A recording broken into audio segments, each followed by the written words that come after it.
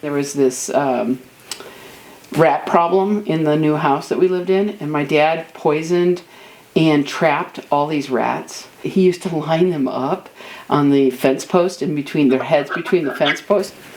So one day, my mother saw a rat in the house, and she ran and got my father, and she said, "Ed, there's a rat in the house. Come and get it right now." So he ran inside, and he looked, and he saw the rat running around the dining room, and he chased it, and he trapped it into a corner. He tried to catch it. My sisters say that they think he tore off the tail to start with, but then he missed it, and then he squished it with his hand and kind of splattered it everywhere.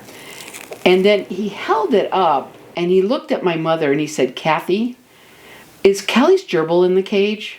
She looked in the gerbil cage, and it wasn't. My dad had just killed my gerbil. But because he had a history of like accidentally or intentionally killing some of my animals before, he went to replace it. So we had some friends in town that raised gerbils, the Habedanks. And my dad called up Mrs. Habedank. They always said on the telephone, "Jesus loves you." So when my dad called them up, Mrs. Habedank said, "Jesus loves you." And he said, "I hope Jesus does, because I just killed my daughter's gerbil and I need one to replace it." So he went over to the Habedanks, he looked at the gerbils, he picked out one the same size, he put it in the cage. And the only difference was my old gerbil used to bite me, and the new gerbil, I thought I had tamed it. So I could hold the new gerbil and it was very friendly, where the old gerbil was like mean. And I was very happy that I had this gerbil that was tamed, but I never knew that he replaced a gerbil. I thought I had tamed the gerbil. And I didn't know this until I was 17, when he was talking with some friends around a table, playing cards, and they were giggling and laughing and talking something about a gerbil. And I said, "What's wrong with my gerbil?" And then he confessed this whole story to me. And they said it was funny because they were so upset that he killed my gerbil that they didn't want to tell me that he killed another one of my animals, so he replaced it.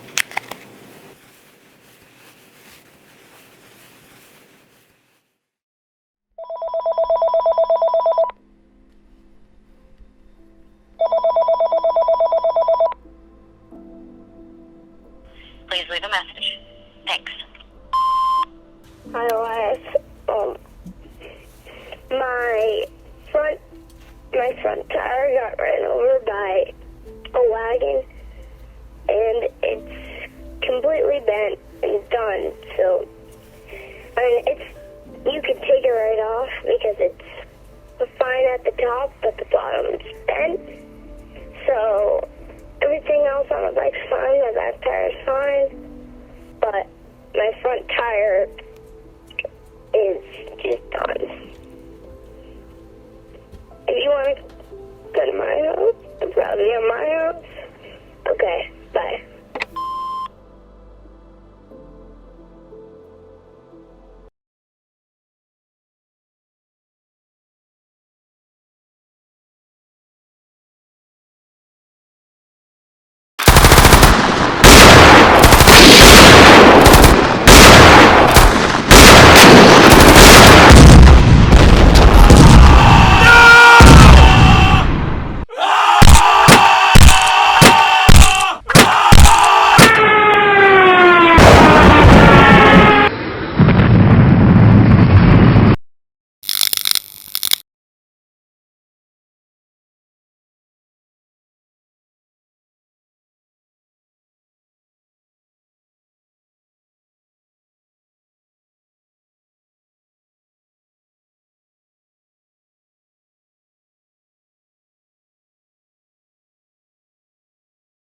Before World War II began, Germany and the Soviet Union had come to a non-aggression pact, essentially forming an unofficial alliance that would allow them to take over their own areas and steer clear of each other after doing so.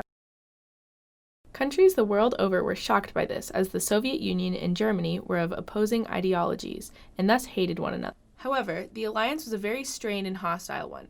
Neither dictator truly trusted the other, merely using the pact to further his own agenda, fully prepared to breach it and attack given the slightest incentive. On the 22nd of June, 1941, Hitler struck first, launching an attack on the Soviet Union. accusing Stalin of plotting against the Nazi regime. However, the invasion failed through a combination of Hitler's flawed strategic thinking, his failure to provide adequate supplies and armament to continue the assault, the terrain of Russia itself, and the cutthroat determination of Soviet soldiers who fought to the death without any thought of surrender.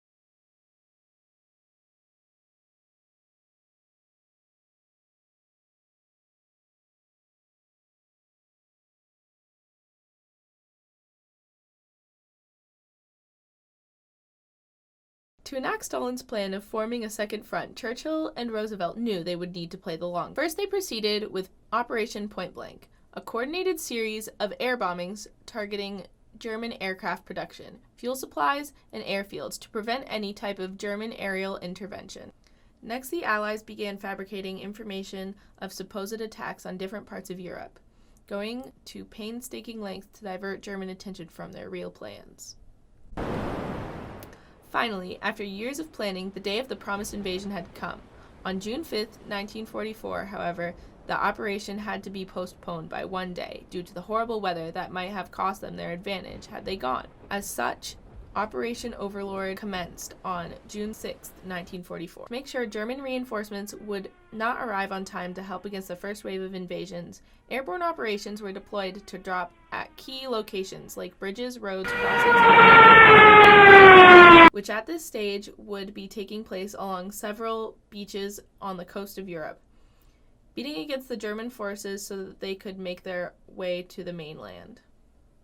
Many soldiers sat rocking in the ship, soaring paratrooper planes, fearful of their lives, and thinking back to their friends and loved ones. If these men died, would it mean anything? Would the people who they care for lead better lives, free of fear, madness, and unspeakable evil of the Nazi represented? Who could say? Inevitably, these trains of thought led nowhere, as each soldier realized they now had no choice but to simply charge forward and hope for the best.